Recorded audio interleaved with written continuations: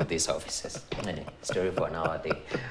Let's talk fiscal issues, because we were talking here, sometimes we feel the central bank has not, Kenya's central bank has not been focused on its core mandate. Fiscal issues are actually of concern from IMF's perspective now. The fiscal buffers are at an all-time low, according to the IMF. In many countries, a lot of them are grappling with high debt, with low-income countries hurting the most from this. Why? Because fiscal buffers are exhausted and debt levels in most countries are simply too high. The trend of rising debts actually began more than a decade ago, during a prolonged period of very low interest rates. The pandemic then necessitated an unprecedented fiscal response to protect lives and livelihoods, and then that surged even more.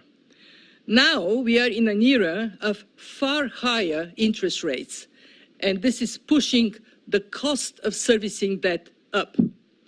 In advanced economies, excluding the United States, interest payments on public debt will average at about 5% of government revenues this year.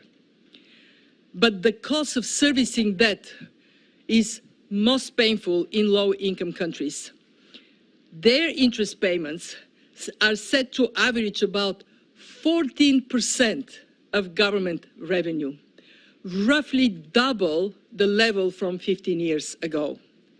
For most countries, the prospect of soft landing and strong labor markets mean there is no better time to act, to reach sustainable debt levels and build stronger buffers to cope with the shocks that will come in the future.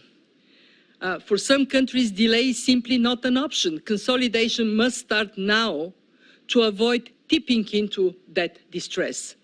And for a handful of countries already in debt distress, restructuring may be a necessity.